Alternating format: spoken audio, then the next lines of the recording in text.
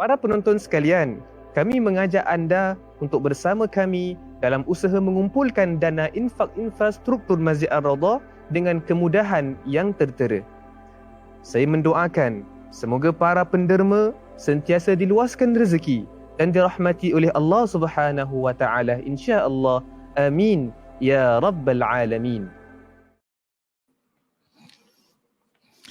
Bismillahirrahmanirrahim. Alhamdulillahirabbil alamin. Allahumma salli wa sallim ala nabiyyina Muhammad wa ala alihi wa sahbihi ajma'in. Rabbi shrah li sadri wa yassir li amri wahlul 'uqdatam min lisani yafqahu qawli. Allahumma arinal haqqa haqqan warzuqna ittiba'. Ya Allah, tunjukkanlah kami yang benar itu adalah benar dan permudahkanlah bagi kami untuk mengikut kebenaran tersebut. Wa arinal batila batilan warzuqna ijtinabah. Ya Allah, tunjukkanlah kami yang batil itu adalah batil dan permudahkanlah bagi kami untuk menjauhkan diri daripada kebatilan tersebut. Wahdina limakhtalifa fihi minal haqqi biiznik. Bila kami petunjuk dalam isu-isu yang diperselisihkan dengan izinmu, innaka tahdi man tasha ila sirati mustaqim. Sungguhnya engkaulah yang memberikan petunjuk kepada siapa yang kau inginkan ke jalan yang lurus. Na'udzu bikalimatillahi tammah min kulli syaitanin wahammah wa min kulli ainin lammah. Muslimin muslimat yang dirahmati Allah, pertama dan utama terimalah salam ukhuwah daripada saya. Wahyikum bitahiyatil Islam, tahiyatan min indillah, mubarakatan thayyibatan. Assalamualaikum warahmatullahi wabarakatuh. Selamat datang saya ucapkan kepada semua ke dalam sesi kita yang baru pada hari ini, merupakan sesi kita yang ketiga dalam kita mengupaskan kitab yang berjudul 20 pengajaran berkaitan fake vaksin. Jadi sebagai mukadimah pada pagi ini, izinkan saya untuk rumuskan apakah poin-poin penting yang telah kita sentuh pada sesi minggu lalu sebelum kita kongsi pada pagi ini berkaitan perbahasan-perbahasan yang baru. Pada sesi minggu lalu kita simpulkan 3 poin yang penting. Poin yang pertama yang kita simpulkan pada minggu lalu adalah berkaitan dengan pengertian istihala. So kita simpulkan istihala adalah satu proses perubahan sesuatu bahan yang najis menjadi bahan yang suci. Jadi bahan yang najis apabila berubah menjadi bahan yang suci, maka ulama menghukumkan perkara tersebut sebagai suci. Bahan yang haram apabila melalui proses yang tertentu kemudian berubah menjadi bahan yang halal, maka ulama menghukumkannya sebagai halal. So dia berlaku satu perubahan. Dia berlaku satu transformation. Daripada benda yang najis, daripada benda yang haram menjadi benda yang suci dan benda yang halal. Dan sebahagian di kalangan para cendekiawan kita, mereka gunakan istihala ni, mereka terjemahkan ke dalam bahasa Melayu sebagai teori perubahan zat. Itu yang pertama. Yang kedua yang kita sentuh pada sesi minggu lalu adalah berkaitan dengan istihlak. Jadi istihlak kita simpulkan pada sesi yang lalu adalah dia merujuk kepada percampuran antara bahan najis yang sedikit dengan bahan suci yang banyak. Dan disebabkan percampuran ini, iaitu bahan najis yang sedikit dengan bahan najis yang banyak, maka hilanglah sifat-sifat najis tersebut. Hilanglah rasa, hilanglah warna dan hilanglah juga sifat bau. Disebabkan apa? Disebabkan bahan najisnya kadarnya sedikit bercampur pula dengan bahan suci yang banyak. Dan proses ini dipanggil sebagai istihlak. Itu yang juga kita bahaskan pada minggu lalu. Jadi bila telah berlaku proses istihlak, kata para ulama, hukum natijah terakhirnya, perkara tersebut dianggap sebagai suci. Kenapa suci? Kerana sifat-sifat najis dah tak ada lagi dah. sifat rasanya tak ada, sifat warna tak ada, dan sifat bau tak ada, maka dia jadilah sesuatu yang suci. Itu merupakan makna bagi pengertian istihlak. Dan perkara yang ketiga yang kita kongsi dengan antum semua pada sesi minggu lepas adalah secara amnya kita lihat yang para ulama kita menerima teori istihala dan istihlak. Ulama daripada pelbagai mazhab, baik ulama Syafi'i, Hanbali, Maliki, Hanafi dan juga ulama-ulama yang lain, secara umumnya mereka terima teori perubahan zat ni. Mereka terima tentang istihala dan istihlak. Cuma yang mereka selisih pandangan adalah tentang skop aplikasi kedua teori ini. Adakah kita cuma membataskan teori istihala dan istihlak hanya kepada kes-kes yang tertentu sahaja, kepada keadaan-keadaan yang tertentu sahaja, ataupun boleh diluaskan aplikasi teori istihala dan istihlak kepada banyak keadaan. Itu yang merupakan titik perselisihan di kalangan para alim ulama. Walaupun secara umumnya mereka terima teori istihala dan istihlak. Jadi itu merupakan di antara tiga perkara ataupun poin yang utama yang kita kongsikan pada minggu lalu. Pada hari ini insya-Allah taala saya nak kupaskan ataupun syarahkan jawapan bagi dua soalan daripada kitab 20 pengajaran berkaitan fake vaksin, iaitu soalan yang kelima dan juga soalan yang keenam daripada kitab kecil ini, 20 pengajaran berkaitan fake vaksin. Dalam kitab ini ada disebutkan soalan yang kelima. Soalan yang kelima berbunyi, apakah contoh aplikasi istihala dan istihlak pada zaman ini? Jadi kalau pada minggu lalu kita dah kongsi dengan antum, apakah pandangan para ulama silam daripada pelbagai mazhab, contoh-contoh yang mereka berikan tentang istihala dengan istihlak. Kalau contoh-contoh silam, sebagaimana kita bahaskan pada minggu lalu, arak kalau bertukar menjadi cuka, maka cuka itu adalah suci dan halal. Walaupun pada asalnya arak adalah diharamkan. Jadi pada minggu lepas kita dah kongsi dengan antum contoh-contoh yang diberikan oleh para ulama silam. Hari ini pula kita nak kongsi dengan antum apakah pula contoh-contoh bagi istihala dan istihlak menurut lensa, menurut pandangan para ulama semasa kita. Para ulama syariah semasa kita.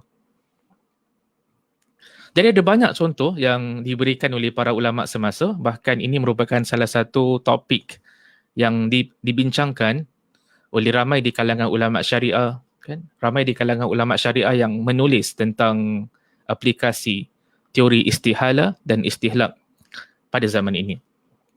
Yang pertama yang saya nak kongsi dengan tuan-tuan dan puan-puan pada pagi hari ini adalah satu pandangan yang pernah dikeluarkan oleh Pertubuhan Perubatan Islam,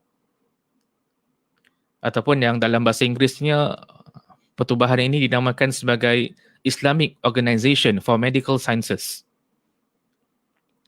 Dalam bahasa Arab, nama pertubuhan ini adalah Al-Munazzamah Al-Islamiyah Lil-Ulum At-Tibbiyah. Islamic Organization for Medical Sciences. Jadi, pernah satu ketika, Pertubuhan Perubatan Islam ni, mereka pernah keluarkan pandangan-pandangan mereka berkaitan dengan isu-isu kontemporari, berkaitan dengan isu-isu semasa, yang ada kaitan dengan perubatan, yang ada kaitan dengan makanan, yang melibatkan penggunaan bahan-bahan yang najis, yang melibatkan penggunaan bahan-bahan yang haram. Jadi Islamic Organization for Medical Sciences, mereka pernah bersidang dan mereka pernah bahaskan satu isu. Mereka memutuskan bahawa gelatin yang terbentuk daripada perubahan tulang binatang yang najis ataupun kulit ataupun tulang lembut pada telinga adalah suci dan halal dimakan. Itu merupakan keputusan Islamic Organization for Medical Sciences, Pertubuhan Perubatan Islam. Kerana telah melalui proses istihala atau istihlak. Jadi kalau rata-rata perbincangan para ulama semasa kita tentang gelatin. Gelatin ni kalau kita lihat kadang-kadang dia digunakan dalam the manufacture, digunakan bagi dalam pembuatan sebahagian makanan. Gelatin pada zaman ini kadang-kadang digunakan kan untuk produce, kan untuk menghasilkan sebahagian makanan dan juga sebahagian minuman.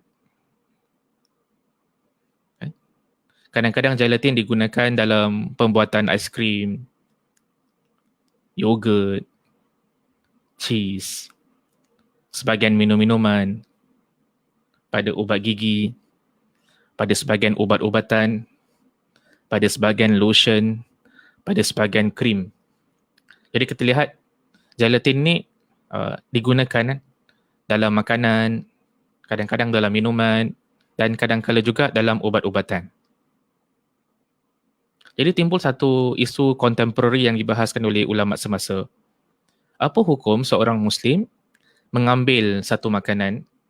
Apa hukum bagi seorang Muslim mengambil satu ubat-ubatan ataupun minuman yang dalam pembuatannya ada menggunakan gelatin?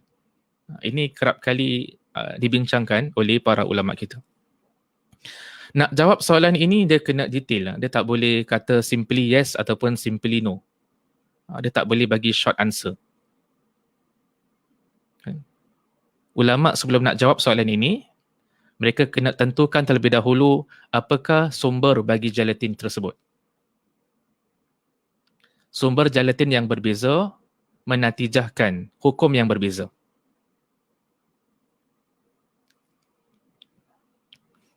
Dekat sini ada beberapa keadaan. Keadaan pertama adalah kalau sekiranya gelatin itu diambil daripada binatang yang halal dimakan dan binatang tersebut pula disembelih dengan mengikut ajaran Islam. Jadi keadaan pertama adalah jenis gelatin yang diambil daripada binatang yang halal dimakan dan binatang tersebut disembelih mengikut ajaran Islam. Kita kalau ada binatang yang halal dimakan, sebagai contoh macam lembu ke kambing, kan memang halal kita makan. Cuma sebelum kita nak makan dia, kita kena sembelih dulu lah. Tak boleh makan macam itu je. Sembelih dulu, dan sembelih pun kena ikut syariat Islam. Jadi kalau ada binatang yang halal dimakan seperti kambing, seperti lembu, kemudian disembelih mengikut syarak, mengikut ajaran Islam, maka daging binatang tersebut halal bagi kita makan. Sama juga dengan gelatin. Gelatin kalau diambil, kalau sumbernya adalah binatang yang halal dimakan. Dan binatang yang halal dimakan itu pula disembelih dengan mengikut syariat Islam, maka gelatin jenis demikian, gelatin jenis yang pertama ini, kata para alim ulama kita, adalah halal. Kenapa halal Ustaz? Kerana sumbernya halal. Datang daripada daging yang halal dimakan. Dan binatang tersebut pula disembelih mengikut syariat Islam. Itu keadaan yang pertama. Rata-rata saya lihat bagi kes yang pertama ni, keadaan pertama tak banyak khilaf lah. Tak berlaku perselisihan pandangan di kalangan ulama tentang gelatin yang berasal daripada binatang yang halal dimakan lalu disembelih. Yang menjadi perbahasan di kalangan ulama adalah kalau gelatin itu diambil daripada binatang yang mana binatang itu halal dimakan tetapi tidak disembelih dengan mengikut ajaran Islam. Kita ni orang Islam kan, kita nak makan daging, bukan binatang tersebut sahaja mesti halal dimakan, tetapi dia mesti disembelih mengikut ajaran Islam. Baru jadi halal. Kambing, lembu, kita nak makan daging lembu, daging kambing, memang boleh. Tapi dengan syarat, disembelih mengikut ajaran Islam. Tak boleh lembu tu dia jalan kat gunung ke apa kan, ataupun kambing jalan kat gunung tiba-tiba terjatuh. daripada tempat yang tinggi lalu dia mati. Daging macam itu kita tak boleh makan kerana tak disembelih mengikut ajaran Islam.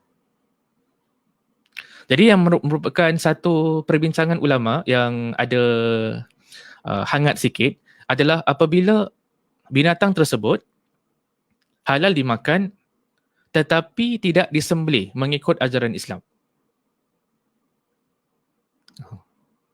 Jadi kalau gelatin yang ada jenis macam gini, kalau gelatin diambil daripada binatang sedemikian rupa, itu yang kata para ulama kita adalah pada asalnya tak boleh dimakan. Sama juga kalau gelatin diambil daripada binatang-binatang, haiwan-haiwan yang haram kita makan. Dalam Islam, apabila kita merujuk kepada Al-Quran, apabila kita merujuk kepada hadis Rasul sallallahu alaihi wasallam, di sana ada sebahagian binatang yang kita orang Islam tak boleh makan. Antaranya adalah daging khinzir. Disebutkan secara jelas oleh Allah Subhanahu wa taala dalam Al-Quranul Karim. Jadi gelatin yang diambil daripada sumber khinzir pada asalnya tak boleh dimakan. Itu pada asalnya. Sama juga dengan gelatin yang diambil daripada binatang yang halal dimakan tetapi tidak disembelih mengikut ajaran Islam. Pada asalnya tak boleh dimakan. Cuma yang menjadi perbahasan para ulama semasa adalah what if dalam pembuatan ubat-ubatan sebagai contoh digunakan gelatin daripada sumber ini, daripada sumber khinzir sebagai contoh, ataupun daripada sumber binatang yang halal dimakan tetapi tidak disembelih mengikut ajaran Islam. Digunakan gelatin daripada sumber sedemikian rupa, tetapi dalam pembuatan ubat-ubatan tersebut, gelatin tersebut telah melalui proses transformasi, telah melalui proses istihala sampai dia bertukar, dia transform, dia berubah menjadi bahan yang lain. Boleh tak dimanfaatkan ubat-ubatan yang macam gini? Apabila berlaku istihala, apabila berlaku transformasi daripada benda yang asalnya haram bertukar menjadi bahan yang suci, daripada perkara yang bahan yang pada asalnya adalah najis bertukar menjadi benda yang suci melalui satu proses transformasi yang digelar oleh para ulama silam kita sebagai istihala ataupun istihlak. Ini yang merupakan perbahasan yang hangat di kalangan ulama.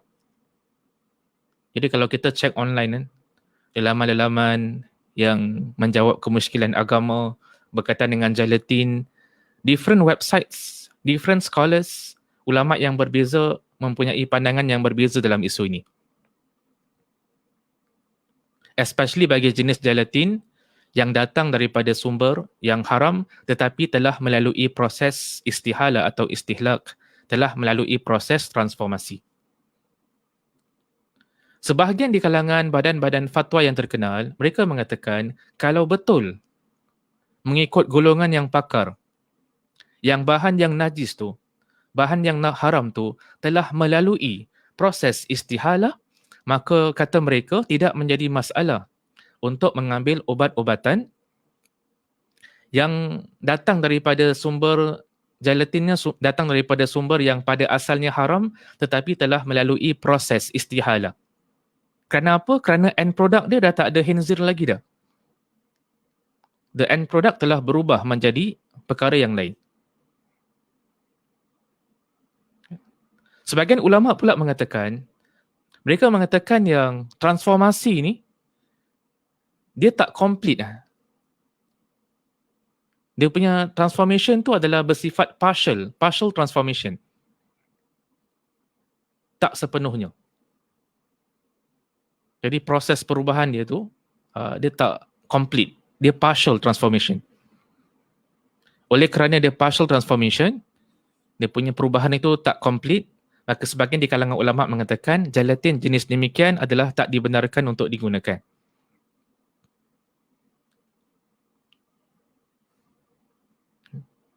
Jadi apa isu dia kat sini Ustaz? Isu dia adalah Kalau dalam pembuatan ubat-ubatan sebagai contoh, menggunakan gelatin. Gelatin tersebut pula diambil contoh daripada binatang yang najis. Diambil daripada binatang yang haram. Lalu berlaku proses transformasi. Istihala ataupun istihlak. Boleh tak orang Islam gunakan ubat-ubatan tersebut? Itu yang ada isu, merupakan satu isu yang diperselisihkan oleh para ulama. Adapun pendirian Pertubuhan Perubatan Islam, iaitu Islamic Organisation for Medical Sciences, Al-Munazzamah Al-Islamiyah Lil-Ulumi Tibbiyah, mereka berpandangan adalah boleh kalau memang betul-betul berlaku proses istihala. Jadi saya kongsilah dengan tuan-tuan dan puan-puan sekalian perbincangan yang berlaku di kalangan para ulama antarabangsa kita. Kan? Jadi kita keep up to date kan dengan perbincangan semasa. Okay. Jadi yang pentingnya tak ada ulama yang mengatakan khinzir tu halal dimakan, tak ada. Khinzir haram tetap haram. Allah Subhanahu Wa Taala sebutkan dalam Quran tentang pengharaman khinzir. Yang menjadi isunya adalah kalau sumber daripada khinzir itu berubah menjadi bahan yang lain, adakah boleh dimakan ataupun tidak? Sama juga dengan isu arak kan. Arak kalau berubah menjadi cuka jadi halal. Jadi kalau khinzir berubah menjadi benda yang lain, adakah dia halal ataupun tidak? Itulah yang merupakan titik perbezaan di kalangan para alim ulama. Adapun pandangan yang saya kongsi dengan antum pada pagi hari ini adalah pandangan daripada Pertubuhan Perubatan Islam, Islamic Organisation for Medical Sciences.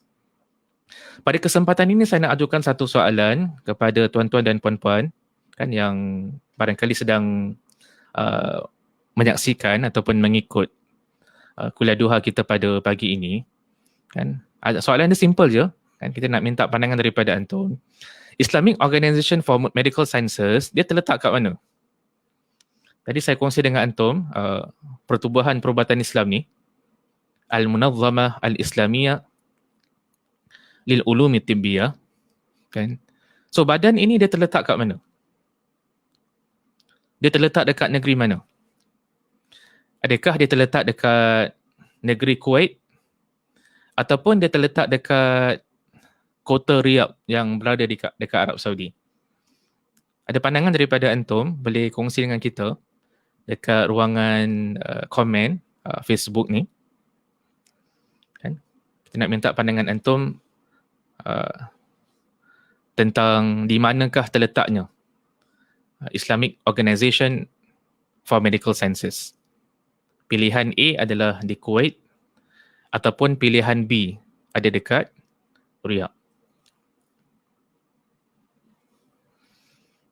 Jadi saya lihat ada sebahagian yang di kalangan antum yang berikan pandangan, ada kata di Kuwait. Itu merupakan jawapan sebahagian di kalangan antum. Kan? Jadi ada beberapa individu yang jawab berada di Kuwait. Kan? Jadi betul ke tidak di Kuwait? Tepat sekali. Islamic Organisation for Medical Sciences ni terletak di Kuwait. Kan? Kalau kita Google sikit Islamic Organisation for Medical Sciences, akan jumpalah sebagian gambar. Kan? Dan kalau tak silap saya, mereka juga ada Facebook page mereka. Islamic Organisation for Medical Sciences. Ada yang bertanya dekat ruangan chat box, bagaimana nak tahu bahan tu dah melalui proses tu? Barangkali ada yang tanya, macam mana nak tahu Ustaz? Yang gelatin ini dia telah melalui proses istihala ataupun istihlak, ini kena refer kepada golongan expert. Siapa golongan expert? Golongan expert yang memang pakar dalam penghasilan ubat-ubatan ni, memang golongan pakar lah. Yang pakar dalam bidang sains, pakar dalam menilai. Kan? Ini bukan layman, ini bukan tugas masyarakat awam untuk tentukan. Ini memerlukan kepada kepakaran.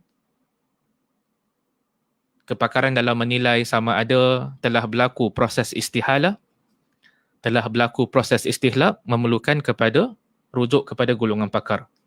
Allah Subhanahu Wa Taala sebut dalam Quran, fas'alu ahla dzikri in kuntum la ta'lamun. Bertanyalah kepada golongan ahli ilmu kalau sekiranya kamu tidak mengetahui. Jadi dalam perkara macam gini, setiap negara ni dia perlu mewujudkan golongan yang pakar dalam membuat penilaian ini. Itu jawapan saya. Wallahu ta'ala alam. Syukran saya ucapkan bagi yang pilih jawapan. Jadi kebanyakan di kalangan antum pilih Kuwait. Memang betul, Islamic Organisation for Medical Sciences terletak di Kuwait.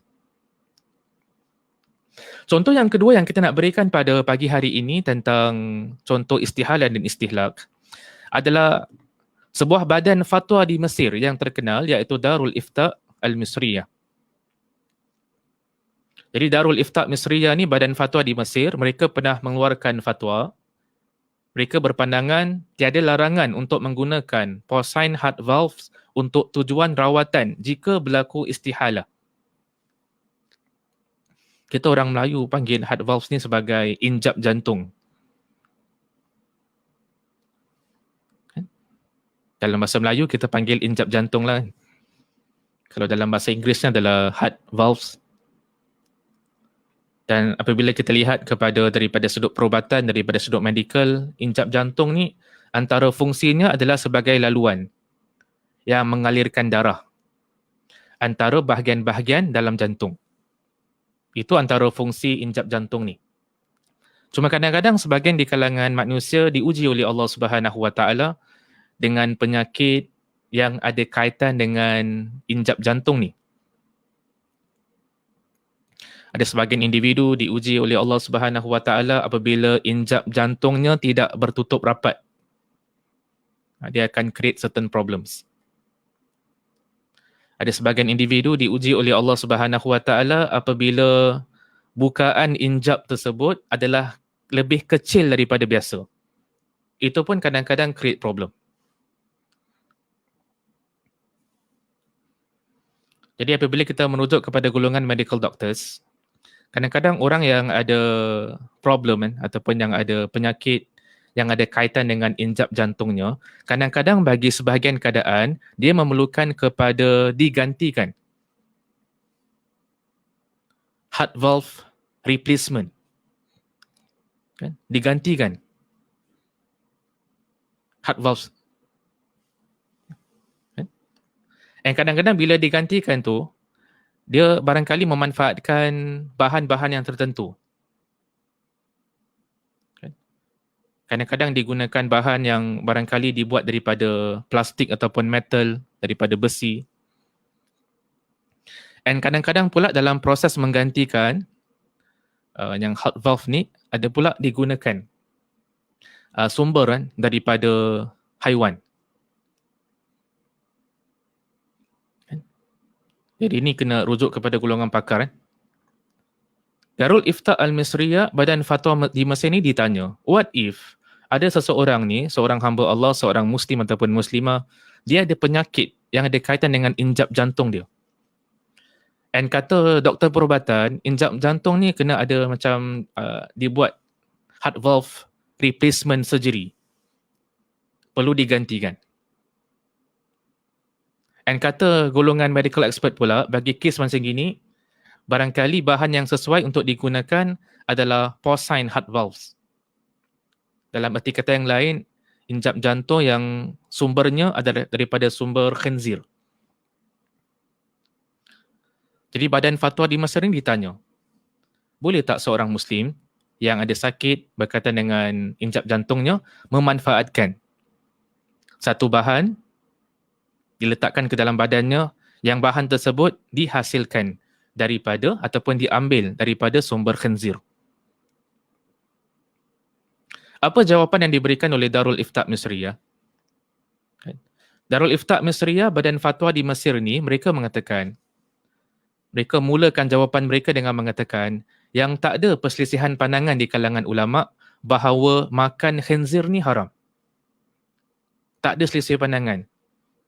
Kenapa tak ada selisih pandangan? Kerana memang Allah Subhanahu Wa Taala sebutkan secara jelas dalam Al-Quranul Karim. Yang menjadi perselisihan pandangan di kalangan ulama adalah apabila menggunakan untuk tujuan perubatan sesuatu bahan yang diambil daripada sumber khinzir, bukan untuk dimakan tetapi untuk dimanfaatkan, digunakan. Dan perkara tersebut, bahan tersebut telah melalui proses istihala, telah melalui proses transformasi daripada bahan asalnya yang dianggap sebagai haram, berubah menjadi bahan yang lain. A complete transformation. Sampai natijah akhirnya, the end product tu adalah sesuatu yang dianggap sebagai suci. Boleh tak manfaatkan jenis heart valve sedemikian rupa? Kata Badan Fatwa di Mesir ni adalah boleh dengan syarat. Apa syaratnya? Jika berlaku istihalah. Istihalah tu apa Ustaz? Istihalah kita dah jelaskan. Berlaku transformasi. Daripada satu bahan menjadi bahan yang lain. Daripada bahan yang haram menjadi bahan yang halal. Daripada bahan yang najis menjadi bahan yang suci. Sekali lagi, tugas siapakah untuk menentukan sama ada bahan tersebut telah melalui proses istihalah? Ini merupakan tugas golongan yang pakar. Dia bukan tugas layman, dia bukan tugas masyarakat awam. Ini betul-betul kena rujuk kepada golongan yang memang mahir dalam membuat penilaian. Itu yang kita pernah kongsi dengan antum, pengeluaran fatwa pada zaman ini, dia perlu gabungan antara dua kumpulan. Pertama adalah golongan para alim ulama yang terlatih dalam bidang Quran, yang terlatih dalam bidang hadis Nabi, yang terlatih dalam bidang fikih, yang terlatih dalam bidang fatwa. Dalam masa yang sama juga, kita perlu the expertise, kepakaran daripada golongan yang mahir dalam bidang-bidang yang lain. Kalau nak keluarkan fatwa berkaitan dengan isu-isu perubatan, perlu melibatkan golongan medical doctors, Muslim medical doctors. Kerana mereka pakar dalam bidang perubatan. Sama jugalah dengan isu istihala ni, sama ada berlaku complete transformation ataupun tidak, kena rujuk kepada golongan yang pandai menilai.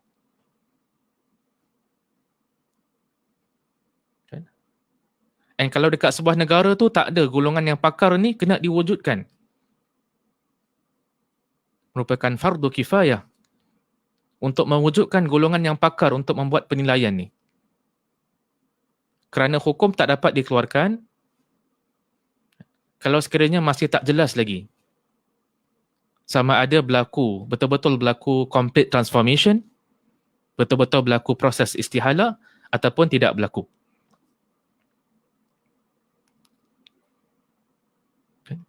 Jadi itu merupakan pandangan Badan Fatwa di Mesir, iaitu Darul Ifta' Misriyah. Mereka membenarkan penggunaan porcine heart valves kalau sekiranya berlaku istihala untuk tujuan rawatan.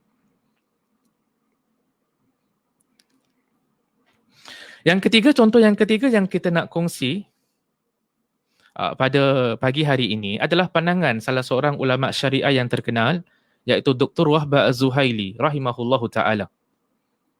Dia telah pun meninggal dunia beberapa tahun yang lalu. Dr. Wahbah Az-Zuhaili dia pernah bahaskan tentang satu isu tentang penggunaan obat heparin. Dekat Singapura pun, Jawatan Kuasa Fatwa Singapura beberapa tahun yang lalu pernah mengeluarkan fatwa berkaitan dengan obat heparin ni. Jadi apa benda ni Ustaz, obat heparin ni? Jadi menurut para alim ulama kita, heparin ni adalah obat yang digunakan untuk mengurangkan atau mencegah pembekuan darah. Dan dia biasanya digunakan ketika pesakit menjalani rawatan seperti dialisis, seperti bedah jantung, seperti blood transfusion.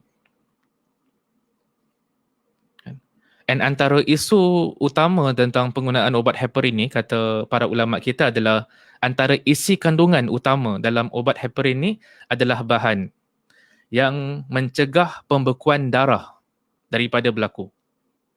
Dan bahan tersebut berasal daripada enzim khinzir dan diambil secara langsung daripada usus khinzir.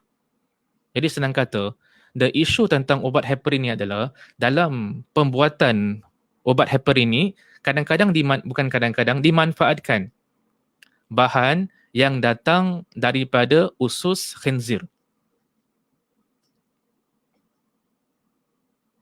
Jadi boleh tak?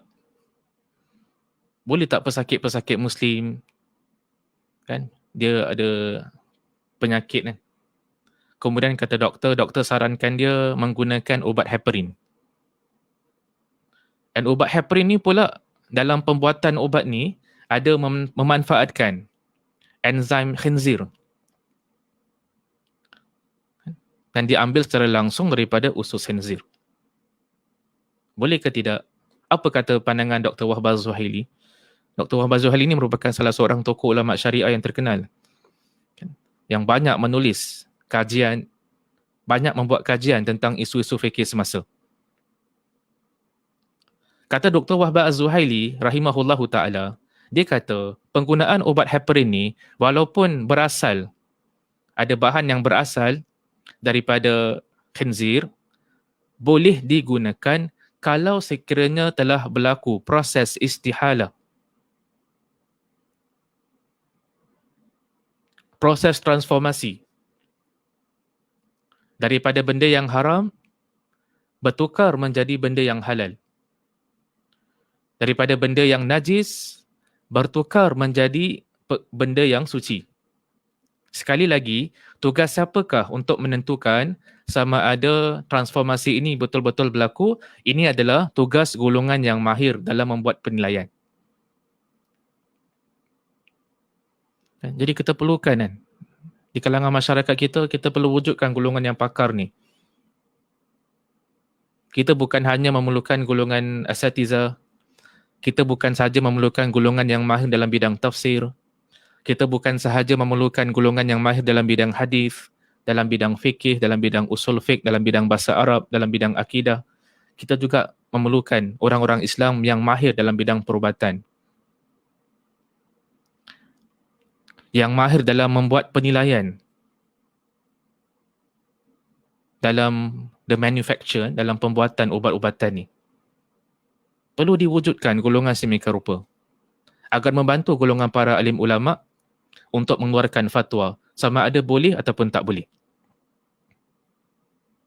Jadi ini merupakan pandangan Dr. Wahbah Az-Zuhaili rahimahullahu ta'ala membenarkan orang Islam menggunakan ubat heparin walaupun datang daripada sumber khinzir kalau sekiranya telah berlaku proses istihalah.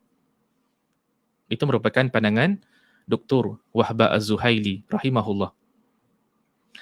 Pada kesempatan ini nak tanya lagi satu soalan kepada antum kan. Tadi kita kongsi dengan antum pandangan Dr. Wahbah Az-Zuhaili kan. Pada pagi ni saya nak tanya pada antum, kitab tafsir karangan Dr. Wahbah Az-Zuhaili, apa nama dia? Apa judul kitab tafsir karangan Dr. Wahbah Az-Zuhaili? Kan, barangkali sebagian asatiza kat Singapura ada mengajarnya di kuliah-kuliah, ada yang kuliah duha, ada yang barangkali kuliah maghrib. Adakah A, At-Tafsir Al-Munir, ataupun B, Misbahul Munir? Apa pandangan antum? Mana satu kitab tafsir karangan Dr. Wahbah Az-Zuhaili? Adakah At-Tafsir Al-Munir ataupun Misbahul Munir? Jadi saya lihat dekat chat dekat comment section ada yang berikan pandangan, ada kata A, ada kata kitab Munir. Kitab Munir, dua-dua Munir kan. Dua-dua Munir kan. Tafsir Munir, Misbahul Munir. So Munir yang mana? Ada yang kata A. Kan? Jadi jawapan mana yang lebih hampir kepada kebenaran? Jawapan yang lebih hampir kepada kebenaran adalah option A yang sebelah kiri itu, At-Tafsir Al-Munir. Kan? Sebuah kitab tafsir yang disusun secara sistematik, kan? Yang ada terjemahannya ke dalam bahasa Indonesia. Kan? Kitab Tafsir Al-Munir, salah satu kitab tafsir yang dihasilkan oleh seorang ulama yang disegani, iaitu Dr. Wahbah Az-Zuhaili rahimahullahu ta'ala. Syukran yang berikan pandangan antum dekat comment section. Daripada Dr. Wahbah Az-Zuhaili, saya nak beralih pula kepada pandangan salah seorang tokoh ulama syariah pada zaman ini yang masih lagi hidup, iaitu Dr. Yusuf Al-Qaradawi. Dr. Yusuf Al-Qaradawi dia pernah memberikan pandangannya dalam kitabnya berkaitan dengan Fiqhul Aqaliyat. Sebuah kitab yang telah diterjemahkan oleh Pergas kan, ke dalam bahasa Melayu. Kitab tersebut diterjemahkan oleh Ustaz Hanif Hassan.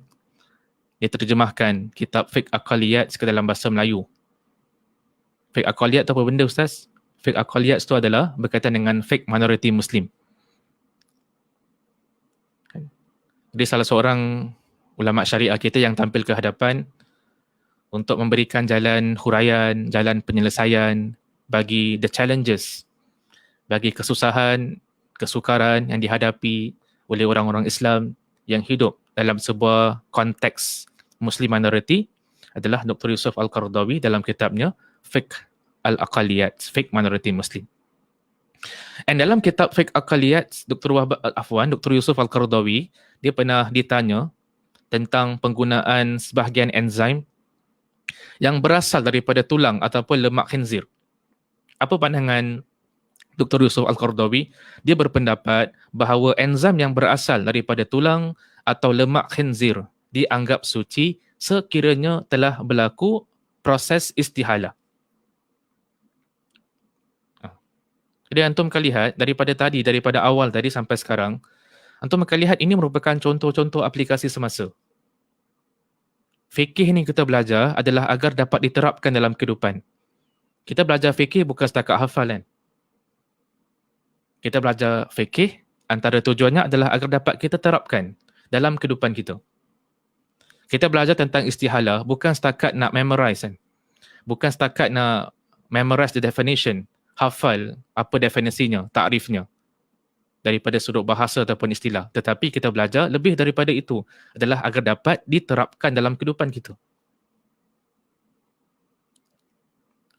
Bahan yang datang daripada sumber khinzir ni dia ada dua keadaan. Keadaan yang pertama, tidak berlaku istihala, tidak berlaku istihlak. Tidak berlaku sebarang proses transformasi. Jadi kalau keadaan yang pertama ni, benda diambil daripada khinzir, kemudian tidak berlaku istihala, tidak berlaku istihlak, tidak berlaku transformasi, maka hukum asal menggunakannya adalah haram.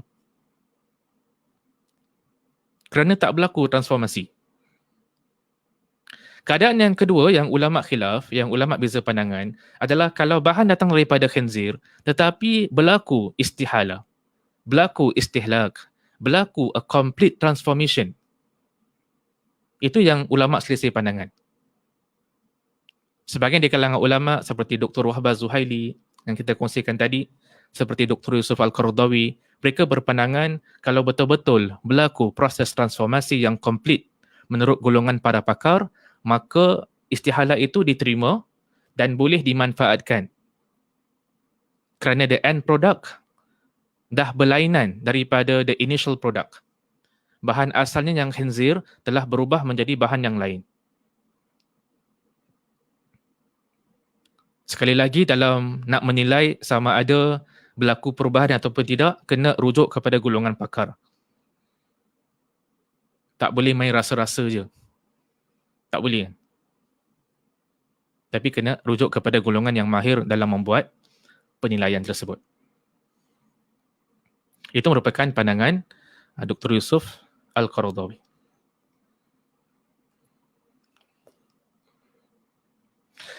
Yang kelima adalah Dr. Nazih Hamad.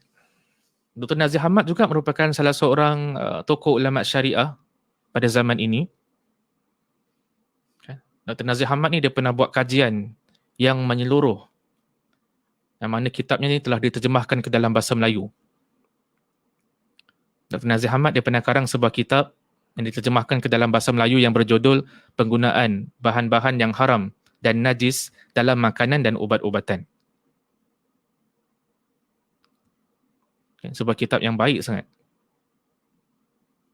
Dr. Nazih Hamad dalam salah sebuah kitabnya, dia berpandangan bahawa insulin yang diambil daripada sumber khinzir dikira suci setelah melalui proses istihala dan boleh digunakan oleh pesakit Muslim. Kadang-kadang penggunaan insulin ini digunakan oleh sebahagian di kalangan individu yang diuji oleh Allah Subhanahu Wa Taala dengan penyakit diabetes ataupun penyakit kencing manis. Jadi bagi sebahagian yang diuji oleh Allah dengan penyakit kencing manis, kadang-kadang saranan doktor menyarankannya untuk menggunakan insulin.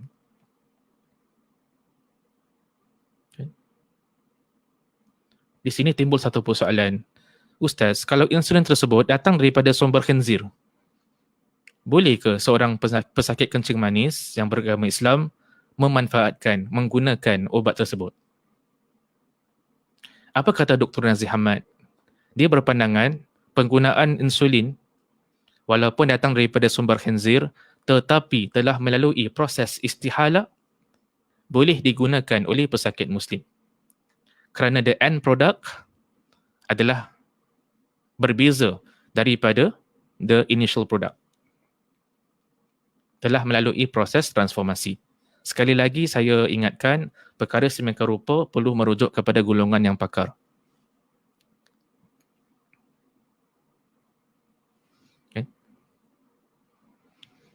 Jadi itu merupakan pandangan Dr. Nazih Hamad, termasuk juga dalam ulama syariah yang terkenal yang pernah mengajar dekat Universiti Ummul Qura. Dia graduate daripada Mesir dalam bidang syariah. Dia graduate dalam, kalau tak silap saya, daripada Mesir, kan? Tetapi dia pernah mengajar di Universiti Ummul Qura yang terletak dekat Makkah Al-Mukarramah. Itu merupakan sebahagian pandangan para ulama yang kita kongsi dengan antum, yang ada kaitan dengan perbincangan-perbincangan semasa berkaitan dengan istihala dan istihlak. Waktu yang baki ni pula, saya nak beralih kepada soalan yang seterusnya, soalan yang ke-6 daripada kitab 20 pengajaran berkaitan fake vaksin.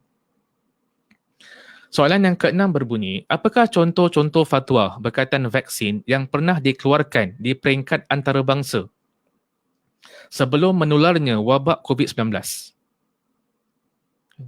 Jadi pada tahun ini dengan pada tahun lalu, kecoh sikit kan? Orang bincang berkaitan dengan vaksin ni, boleh ke tak boleh ni? Halal ke haram? Cuma, yang dibahaskan oleh ulama, perbahasan para ulama tentang vaksin ni dah lama berlaku dah. Sebelum wabak COVID-19, di sana juga ada wabak-wabak yang lain. Ataupun ada penyakit-penyakit yang lain yang menimpa, yang melanda manusia. Jauh sebelum timbulnya wabak COVID-19. Jadi apabila kita buat kajian tentang penggunaan vaksin ni, ulama 20 tahun yang lalu kan mereka dah keluarkan fatwa-fatwa yang ada kaitan dengan vaksin. Walaupun fatwa yang mereka keluarkan dulu bukan berkaitan dengan COVID-19. Mereka keluarkan fatwa berkaitan dengan vaksin tentang isu-isu lain, tentang penyakit-penyakit lain dan bukan berkaitan dengan COVID-19. Apakah contoh-contohnya fatwa-fatwa berkaitan dengan vaksin yang pernah dikeluarkan di peringkat antarabangsa? Kita bagi contoh. Yang pertama adalah fatwa yang pernah dikeluarkan oleh Majlis Fatwa dan Kajian Eropah, yang lebih dikenali dalam bahasa Inggeris sebagai European Council for Fatwa and Research. European Council for Fatwa and Research pada tahun 2003, mereka keluarkan fatwa, mereka keluarkan pandangan, mereka mengatakan hukum memberikan vaksin pada kanak-kanak untuk melindungi mereka daripada penyakit rickets adalah dibenarkan. Jadi mereka bahaskan tentang isu penggunaan sejenis vaksin untuk melindungi kanak-kanak. Ustaz, apa benda tu kan penyakit yang rickets ni? Jadi kata para alim ulama, kata yang pakar dalam bidang perubatan, mereka mengatakan rickets ni adalah sejenis penyakit yang kebiasaannya dialami bayi dan kanak-kanak yang disebabkan kekurangan vitamin D. Dan penyakit ini kan dia boleh kan menyebabkan tulang menjadi lembut dan juga bengkok. Jadi untuk menangani, untuk prevent kanak-kanak daripada terkena penyakit ini, maka diberikan vaksin. Bila fatwa ni dikeluarkan? Fatwa ni dikeluarkan tahun 2003. Kita sekarang dah 2021. Kan? Jadi lebih kurang hampir nak dekat 20 tahun yang lalu. Dalam sekitar 18 tahun yang lalu, Majlis Fatwa dan Kajian Eropah dah keluarkan fatwa berkaitan dengan vaksin. Dan pada ketika itu barangkali tak adalah yang apa yang kita hadapi sekarang iaitu wabak COVID-19. Itu merupakan pandangan Majlis Fatwa dan Kajian Eropah yang terletak dekat Ireland. Contoh yang kedua, contoh fatwa yang pernah dikeluarkan berkaitan dengan vaksin jauh sebelum COVID-19 ni adalah Akademi Fiqh Islam Antarabangsa, Majma' Al-Fiqh Al-Islami Ad-Duwali yang terletak di Jeddah. Okay. Yang mengumpulkan ramai di kalangan para ulama semasa, ramai ulama syariah semasa. Mereka berbincang, mereka keluarkan resolusi, mereka keluarkan pandangan pada tahun 2009. Mereka mengatakan hukum mengambil vaksin bagi kanak-kanak untuk melindungi mereka daripada penyakit polio adalah dibenarkan. Majma' Al-Fiqh Al-Islami Ad-Duwali, satu badan fatwa yang disegani, yang terletak di Jeddah. Dan penyakit polio ni, kata doktor perubatan, adalah sejenis penyakit berjangkit yang boleh mengakibatkan kelumpuhan. Kan? Jadi disarankan untuk mengambil vaksin untuk mencegah, sebagai mengambil langkah pencegahan daripada ditimpa ataupun terkena penyakit ini. Kata Majma' Fiqh Al-Islami Ad-Duwali dalam resolusi mereka, dalam fatwa mereka, mereka mengatakan yang ini termasuk dalam tawakal. Kata mereka, tawakal itu tidak dianggap sebagai sempurna, melainkan kalau disertakan dengan usaha. Kan? Itu merupakan contoh yang kedua daripada Majma' Al-Fiqh Al-Islami Ad-Duwali. Tadi saya dah bagi jawapan dah bagi soalan ini, jadi saya skip saja soalan ini. Soalan dia berbunyi, ada Akademi Fiqh Islam Antarabangsa terletak di mana? Kan? Tadi kalau antum dengar betul-betul kan, saya dah jawab ni. Jawapannya adalah terletak dekat Jeddah. Kan? Akademi Fiqh Islam Antarabangsa, Majma' Al-Fiqh Al-Islami Ad-Duwali terletak di Jeddah, iaitu di Arab Saudi. Daripada negeri Arab, kita beralih pula kepada negeri jiran kita. Jadi negeri jiran kita pun mereka keluarkan fatwa-fatwa berkaitan dengan vaksin. Kan ada banyak fatwa yang mereka keluarkan. Kan antum boleh rujuk dekat internet, website mereka. Antaranya adalah Muzakarah Jawatan Kuasa Fatwa Majlis Kebangsaan bagi hal Ihwal Agama Islam Malaysia, kali ke-107. Jadi mereka putuskan pada tahun 2015. Jadi dekat Malaysia ni banyak keluar fatwa tentang vaksin. Dalam sebahagian keadaan mereka mengatakan vaksin dibenarkan. Bagi sebahagian vaksin pula, mereka mengatakan tak dibenarkan. Ini yang dulu punya fatwa lah. Jadi secara amnya, kalau vaksin tersebut tidak mengandungi bahan-bahan yang diragui, tidak mengandungi bahan-bahan yang meragukan, kata Muzakarah Jawatan Kuasa Fatwa Majlis Kebangsaan, mereka mengatakan boleh. Because dia tidak melibatkan penggunaan bahan-bahan yang haram. Kerana dia tidak melibatkan penggunaan bahan-bahan yang najis.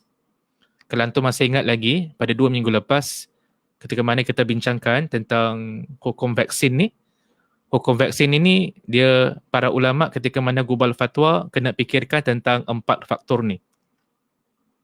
Tentang keselamatan vaksin, tentang keberkesanan vaksin, tentang apakah bahan yang digunakan untuk menghasilkan vaksin tu, dan juga sama ada wujudnya alternatif ataupun tidak. Itu merupakan di antara 4 faktor utama yang perlu difikirkan, dipertimbangkan oleh para alim ulama sebelum menggubal fatwa tentang vaksin. Jadi kata Muzakarah Jawatan Kuasa Fatwa Majlis Kebangsaan Malaysia ni, mereka mengatakan, mereka putuskan pada tahun 2015 yang mana vaksin yang tidak mengandungi bahan-bahan yang meragukan adalah dibenarkan bagi orang Islam untuk menggunakannya. Daripada Malaysia, kita pergi Mesir pula.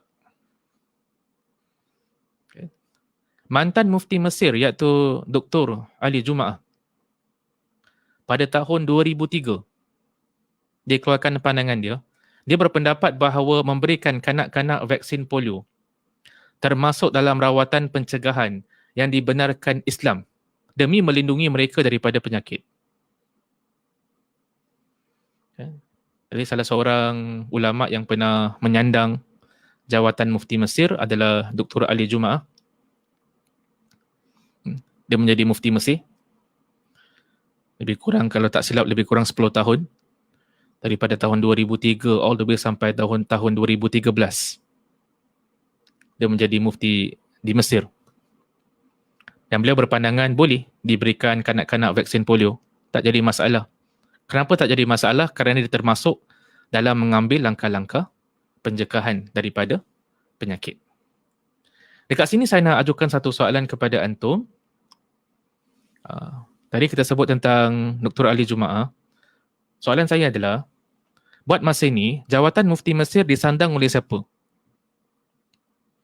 Kita berikan dua pilihan. Adakah A, Syekh Ahmad Tayyib, ataupun B, Syekh ataupun Dr. Syauqi Ibrahim Allam? Pada pandangan tu, mana satu yang lebih tepat? Siapa yang sandang jawatan mufti Mesir? The current one. Sekarang ni. Kalau dulu, the previous one was Dr. Ali Jumaah. Sekarang ni siapa? Adakah Dr. Ahmad Tayyib ataupun Dr. Syauqi Ibrahim Allam? Ada pandangan di kalangan antum, boleh kongsi dengan kita dekat comment section. Ada kata B, kan? Ada kata Syekh Syauqi Ibrahim Allam, kan? Jadi ada few di kalangan antum yang pilih B, kan? Syekh Syauqi Ibrahim Allam. Ada kata teka je. Jadi itulah jawapan yang tepat, kan? Buat masa ni jawatan mufti Mesir disandang oleh Syekh Syauqi Ibrahim Allam. Dan contoh yang kelima yang kita nak bawa pada pagi hari ini adalah pandangan Syekh Yusuf Qaradawi, lebih kurang sama dengan pandangan Syekh Ali Jumaah tadi tu. Kalau tadi Syekh Ali Jumaah, mantan mufti Mesir, dia pernah mengatakan boleh kanak-kanak diberikan vaksin polio. Syekh Yusuf Al-Qaradawi juga berpandangan sama. Dia kata hukum kanak-kanak diberikan vaksin polio ini adalah dibenarkan. Untuk mencegah daripada ditimpanya bahaya. Dan kata Dr. Yusuf Qaradawi merupakan tanggungjawab ibu dan ayah untuk mengambil langkah-langkah pencegahan melindungi anak-anak mereka daripada ditimpa bahaya. Itu merupakan pandangan Dr. Yusuf Al-Qaradawi. Kemudian kita beralih pula kepada pandangan ulama kita daripada Arab Saudi, iaitu Syekh Abdul Aziz bin Baz, dan juga pernah menyandang jawatan sebagai mufti Arab Saudi satu ketika dahulu pada awal 1990-an all the way sampai 1999, 1999. Syekh Abdul Aziz bin Baz rahimahullahu ta'ala, dia berpendapat bahawa hukum menggunakan vaksin adalah dibenarkan kerana ia termasuk dalam usaha mengambil langkah pencegahan.